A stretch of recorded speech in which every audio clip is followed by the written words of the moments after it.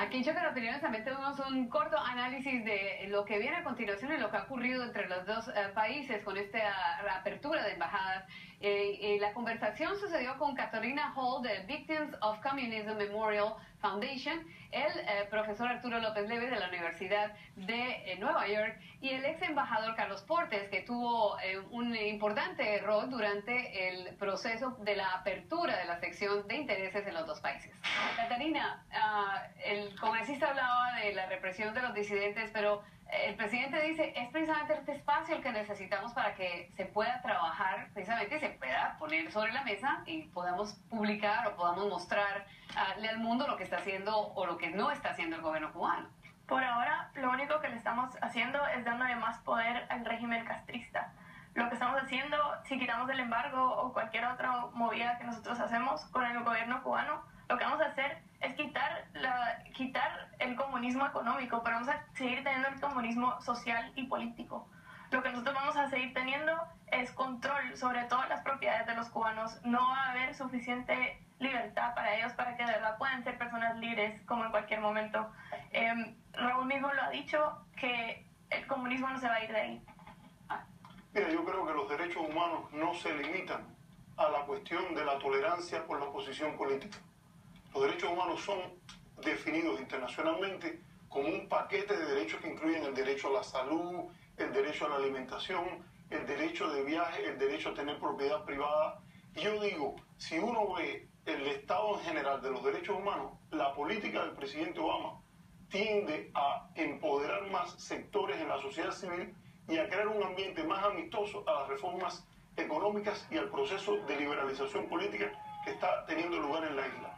Recientemente, desde 2013, se produjo una ampliación importante del derecho de viaje de los cubanos. Ese derecho tiene un carácter multiplicador porque aumenta el derecho a la educación, a una educación más plural, porque las personas pueden venir a los Estados Unidos, estudiar en los Estados Unidos, estudiar en Canadá. El derecho a tener propiedad privada no es solo económico. Esto de comunismo económico y social versus el comunismo político, no existe. El comunismo como sociedad totalitaria o como sistema totalitario pensado tiene una conexión muy cercana entre lo social, lo económico y lo político. Aumentar las libertades económicas del pueblo cubano, como ha ocurrido con la ampliación del derecho a la propiedad privada, tiene implicaciones políticas importantes. Ahora, al crear ese ambiente más propicio, se puede dar un debate dentro de Cuba sobre los márgenes para la disidencia política. Y ese debate tienen que tener los cubanos. No, Estados Unidos debe consultar a la disidencia, pero no debe ser la disidencia la que guíe la política de los Estados Unidos. Tiene que haber una interacción, tomar esos elementos en contra, tomar esos elementos a favor, pero tener una política comprensiva, coherente, general, que represente los valores y los intereses norteamericanos en general. No se le puede dar un derecho de veto a Guillermo Fariña para decir cuándo una política norteamericana funciona o no. Yo creo que definitivamente tengo que estar en total desacuerdo contigo, porque el planteamiento que tú estás diciendo y estás repitiendo exactamente lo mismo y lo mismo y lo mismo, cómo un disidente o cómo un grupo que está en contra va a poder tumbar a un régimen si no hay aperturas como la que acaba de decir Arturo, donde en efecto los Estados Unidos, dado su gran poder que tiene político, toma una decisión donde hace estas aperturas que al final de cuentas, ¿qué es lo que se está buscando?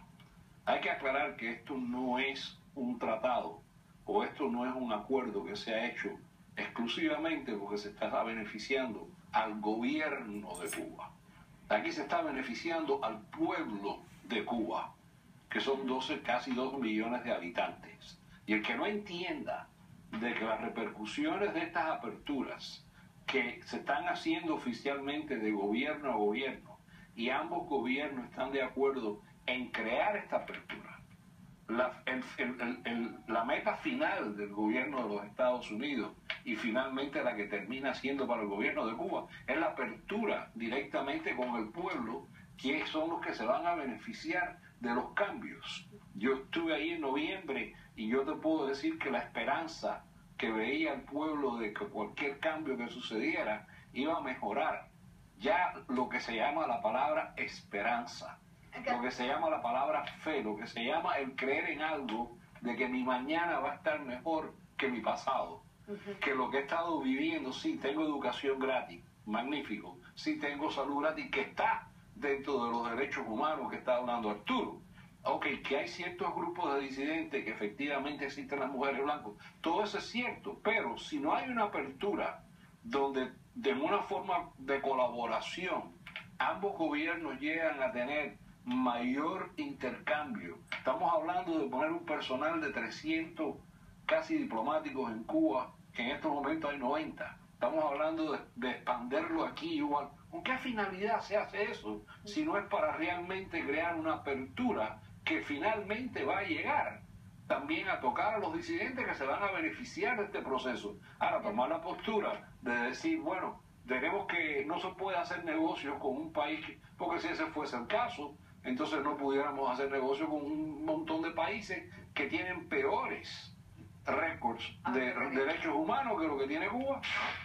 Al regresar tendremos más reacciones, retomamos algunas de las entrevistas que capturamos el 20 de julio al frente de la Embajada de Cuba en Washington. Ya regresamos.